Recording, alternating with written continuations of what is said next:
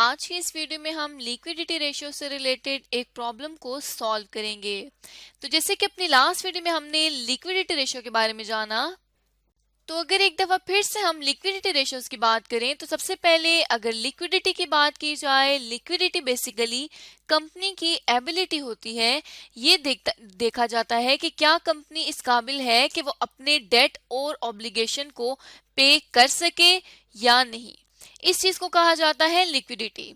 अब अगर liquidity ratio की बात की जाए तो लिक्विडिटी रेशियो बेसिकली एक फाइनेंशियल मैट्रिक्स है जिसको कंपनी यूज करती है ये डिटरमिन करने के लिए कि क्या डेटर की इतनी एबिलिटी है कि वो अपने एक्सटर्नल कैपिटल को रेज किए बगैर, मतलब लोगों से बाहर से पैसा लिए बगैर, बाहर शेयर इशू किए बगैर अपनी करंट डेट की ऑब्लिगेशन को पे ऑफ कर सके या नहीं। उसके बाद फिर हमने एक एग्जाम्पल सॉल्व की थी मुमताज एंटरप्राइजेस की, और फिर हमने देखा था कि लिक्विडिटी रेशियो की 3 टाइप्स हैं। पहली है करंट रेशियो, दूसरी है क्विक रेशियो और तीसरी है कैश रेशियो। करंट रेशियो के लिए हमने बात की थी कि करंट रेशियो ऐसी रेशियो है जिसमें यह देखा जाता है कि क्या कंपनी के करंट एसेट्स इतने हैं कि वो उसकी करंट लायबिलिटीज को पे कर सके। इसी तरह से दूसरी रेशियो जो हमने देखी थी वो थी क्विक रेशियो, जिसमें हमने ये कहा था कि हमने करंट एसेट्स में से लायबिलिटी को एक्सक्लूड कर देना है और फिर देखना है कि क्या कंपनी इस काबिल है कि वो अपनी शॉर्ट टर्म ऑब्लिगेशन पे कर सके या नहीं। इसी तरह से हमने कैश रेशियो की बात की थी कि कैश रेशियो एक ऐसी रेशियो है जिसमें ये देखा जाता है कि क्या कंपनी के कैश एंड कैश इक्विवेलेंट्स इस काबिल हैं कि कंपनी की लायबिलिटीज पे ऑफ की जा सके या नहीं। अब इन्हीं सारे कंसेप्ट के बेसिस पर हमने यहाँ पर एक प्रॉब्लम को सॉल्व करना है। तो प्रॉब्लम अवेलेबल है स्पार्क लिमिटेड कंपनी की, साथ ही साथ रिक्वायरमेंट भी अवेलेबल है जिसमें हमने करंट रेशियो और लिक्विड रेशियो को कैलकुलेट करना है। डेटा यहाँ हमें पूरी कंपनी का दिया गया है, हमने डेटा को खुद समराइज करना है और रेशियो को कैलकुलेट करना है। यहाँ पे कंपनी का प्रॉफिट अवेलेबल है जो कि है 2,50,000 रुपीज। अगर लिक्विडिटी की बात की जाए तो उसमें हमने बात की थी कि प्रॉफिट से हमारा कंसर्न नहीं है। तो ये जितनी भी इनकम स्टेटमेंट छोटी सी उन्होंने बना कर दी है हमें, हम इसको इग्नोर कर देंगे। Liquidity ratio basically balance sheet से जज होती है। अब यहाँ पे हम देख सकते हैं कि कंपनी का काफी सारा डेटा हमें अवेलेबल है, लेकिन हमने हमेशा रेलिवेंट डेटा की तरफ जाना है। अगर बैलेंस शीट में देखें तो यहाँ पर कैपिटल और लायबिलिटीज अवेलेबल है। कैपिटल में इक्विटी शेयर कैपिटल दिया गया है 2 मिलियन रुपीस का, प्रेफरेंस शेयर कैपिटल दिया गया है 2 मिलियन रुपीस का। इसी तरह से reserves, debentures, creditor, bank overdraft, bill payable, outstanding expenses, ये तमाम हमें अवेलेबल हैं। उसके बाद फिक्स एसेट्स दिए गए हैं, stock, debtors, bill receivable, cash और फिक्टिशियस एसेट हमें यहाँ अवेलेबल हैं। अब यहाँ पे बाकी सारे एसेट्स के बारे में तो हम जानते हैं, लेकिन फिक्टिशियस एसेट क्या होता है, जो टेंजिबल नहीं होता, मतलब जिसको हम टच नहीं कर सकते, लेकिन एक्चुअली वो कैश के फॉर्म में हमारे पास एग्जिस्ट करते हैं। तो यहाँ तक हम देख सकते हैं डेटा हमें अवेलेबल है। साथ ही साथ एक एडिशनल इंफॉर्मेशन अवेलेबल है जिसमें कहा जाता है besides the details mention above the opening stock was 3,25,000 rupees. ये कहा जाता है कि इस सारी इंफॉर्मेशन के अलावा जो ओपनिंग स्टॉक था वो 3,25,000 रुपए का था, taking 360 days of the year, जिसमें हमने 360 डेज को कंसीडर करना है। अभी जो 360 डेज दिए गए हैं ये बेसिकली लिक्विडिटी से इनका कंसर्न नहीं है, इससे हम फर्दर और रेशियोज भी कैलकुलेट कर सकते हैं। लेकिन यहाँ पे क्योंकि हमने सिर्फ और सिर्फ करंट रेशियो और लिक्विड रेशियो को कैलकुलेट करना है, इसलिए डेज को हम यहाँ से एलिमिनेट कर देंगे। तो हम स्टार्ट करते हैं अपने क्वेश्चन का सॉल्यूशन, और लिक्विडिटी रेशियोज में सबसे पहले करंट रेशियो को कैलकुलेट करना सीखते हैं। अगर करंट रेशियो की बात की जाए तो करंट रेशियो के मुताबिक हमने करंट एसेट्स को करंट लायबिलिटीज के साथ डिवाइड कर देना है और ये देखना है कि क्या कंपनी के करंट एसेट्स इतने हैं कि वो उसकी करंट लायबिलिटीज को मीट कर सके या नहीं। उसके लिए हमें सबसे पहले करंट एसेट्स को यहाँ से अलहदा करना है। करंट एसेट्स में देखा जाए तो हमारे पास सबसे पहले स्टॉक या इसे इन्वेंट्री भी कहा जाता है वो अवेलेबल है 1,75,000 रुपीज की। डेटर्स अवेलेबल है 3,50,000 रुपीज के। बिल रिसीवेबल अवेलेबल है 50,000 रुपीज की। कैश अवेलेबल है 220,000 रुपीज का। अभी जो फिक्टिशियस एसेट है इसको हम करंट एसेट का हिस्सा नहीं बनाते, क्योंकि अगर ये करंट एसेट होता तो ये करंट एसेट्स की हेडिंग के अंडर आता, लेकिन ये सेपरेटली एसेट्स है जो कि टेंजिबल नहीं है। तो जो टेंजिबल नहीं है वो हमारे पास ना करंट है और ना फिक्स्ड है, इसलिए हमने यहाँ पे फिक्टिशियस एसेट्स को नहीं बल्कि उसके अलावा ये जो 4 एसेट्स हमें मिले हैं हमने इनके थ्रू करंट एसेट्स को कैलकुलेट कर लेना है। यहाँ पे अब हम करंट एसेट्स को लिखेंगे तो करंट एसेट्स में हम ऑलरेडी देख चुके हैं स्टॉक, डेटर्स, बिल रिसीवेबल और कैश जो है वो हमारे पास आ जाएगा।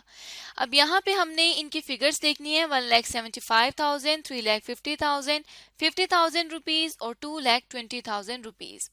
हम यहाँ पर नीचे करंट एसेट्स को मेंशन कर देंगे और जब हम इनका टोटल करेंगे तो करंट एसेट्स हमारे पास आ जाएंगे 800,000 रुपीज के, मतलब 8 लाख रुपए के। अब हम देख सकते हैं कि करंट एसेट्स जो है वो हमारे पास आ चुके हैं। हम करंट एसेट्स को फॉर्मूले में पुट कर देंगे और उसके बाद करंट लायबिलिटीज को कैलकुलेट कर लेंगे।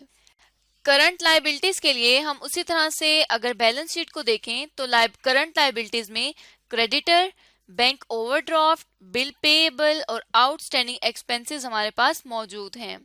हमने यहाँ पर करंट लायबिलिटीज को मेंशन करना है और उसके आगे ये लिख देना है कि करंट लायबिलिटीज में हमारे पास 4 लायबिलिटीज आ रही हैं। अब यहाँ पर जो करंट लायबिलिटीज की फिगर्स हैं उनको भी लिख लेंगे और जब इसका टोटल करेंगे तो ये हमारे पास 300,000 रुपीज आ जाएंगे। अब हमने क्या करना है कि इस 3,000 रुपीज को करंट लायबिलिटीज की जगह में करंट रेशो में पुट कर देना है। अब हमारे पास 800,000 रुपीज के करंट एसेट्स हैं और 300,000 रुपीज की करंट लायबिलिटीज हैं। अब अगर देखा जाए तो हमारे पास देखने में 8 लाख करंट एसेट्स हैं जो कि करंट लायबिलिटीज से ज्यादा हैं। यहाँ से हमें पता चल रहा है कि जो करंट एसेट्स हैं वो करंट लायबिलिटीज को कवर कर लेंगे, लेकिन क्योंकि हमने रेशियो कैलकुलेट करनी है उसके लिए हम 800,000 रुपीज को डिवाइड कर देंगे 300,000 रुपीज के साथ, तो ये 2.67 करंट रेशो आ जाएगी कंपनी के लिए। इसका क्या मतलब है कि 2.67 एक जो लायबिलिटी है उसको कवर करने के लिए कंपनी के पास 2.67 एसेट्स मौजूद हैं। इसका यह मतलब हो गया कि कंपनी इस काबिल है कि वो अपनी करंट लायबिलिटीज को करंट एसेट्स के थ्रू पे कर सकती है। अब यहाँ पे जो दूसरी हमारी रिक्वायरमेंट थी वो थी लिक्विड रेशो। अब जो लिक्विड रेशो है उसको भी हम करंट रेशो की तरह ही कैलकुलेट करेंगे, लेकिन सिर्फ एक डिफरेंस के साथ कि यहाँ पे हम इन्वेंट्री को करंट एसेट का हिस्सा नहीं बनाएंगे। तो यहाँ पे अब हम क्विक रेशो या लिक्विड रेशो को कैलकुलेट कर लेते हैं। अगर क्विक रेशो का फार्मूला देखें तो क्विक रेशो हमारे पास है liquid assets divided by liquid liabilities. अब लिक्विड या क्विक एसेट्स को किस तरह से कैलकुलेट करेंगे, अगर हम देखें तो हमने करंट एसेट्स ऑलरेडी कैलकुलेट किए हुए हैं, उसमें से सिंपली स्टॉक को लेस कर देंगे। अगर करंट एसेट्स देखें तो वो 8 लाख रुपए के मौजूद हैं। हमने यहाँ पे क्या करना है कि क्विक एसेट में 8 लाख में से 1,75,000 रुपीज जो कि स्टॉक की वैल्यू यहाँ पर क्वेश्चन में हमें अवेलेबल है, इसको हमने लेस कर देना है, तो ये एसेट्स अब लिक्विड हो जाएंगे। लिक्विड एसेट्स का क्या मतलब है कि ये एसेट्स बेचकर कंपनी फौरी तौर पर पैसे हासिल कर सकती है। क्योंकि इन्वेंट्री है तो इन्वेंट्री को बेचने में टाइम लग सकता था, इसलिए हमने यहाँ से इन्वेंट्री को एलिमिनेट कर दिया है। अब जब 8 लाख रुपीज में से 1,75,000 रुपीज को लेस करेंगे तो ये 6,25,000 रुपीज की क्विक एसेट्स आ जाएंगे। अब हमने इन क्विक एसेट्स को फॉर्मूले में पुट कर देना है। उसके बाद हमने लिक्विड लायबिलिटीज या क्विक लायबिलिटीज को कैलकुलेट करना है। क्विक लायबिलिटीज में आए तो करंट लायबिलिटीज में से हमने बैंक ओवरड्राफ्ट को लेस कर देंगे, क्योंकि बैंक ओवरड्राफ्ट वो करंट लायबिलिटी है जो बैंक को इशू करने में थोड़ा टाइम लगता है। तो जिस चीज में जिस करंट एसेट या करंट लायबिलिटी को कैश में कन्वर्ट होने में थोड़ा टाइम लगता है उसको हम यहाँ से एलिमिनेट कर देते हैं। तो यहाँ से हम बैंक ओवरड्राफ्ट को लेस कर देंगे। बैंक ओवरड्राफ्ट जो है वो हमारे पास 1,50,000 रुपीज का मौजूद है।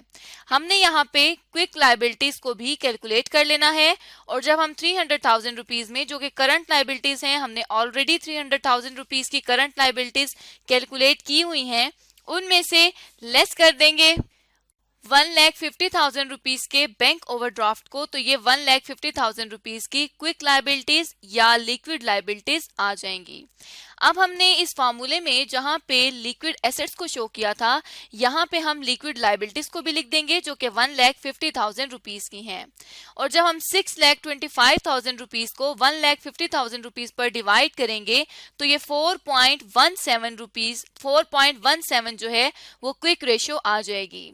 इसका क्या मतलब है कि कंपनी की एक लिक्विड लाइबिलिटी को कवर करने के लिए 4.17 लिक्विड एसेट्स कंपनी के पास मौजूद हैं। जिस तरह से यहाँ पे भी हमें अंदाजा हो रहा है कि जो लिक्विड लाइबिलिटीज हैं वो कम है जबकि लिक्विड एसेट्स जो हैं वो ज्यादा हैं। तो इस तरह से हमने यहाँ पर क्विक रेशियो को भी कैलकुलेट कर लिया है 4.17। तो आज की इस वीडियो में हमने लिक्विड रेशियो को कैलकुलेट करना सीखा है कंपनी के ओवरऑल डेटा के थ्रू।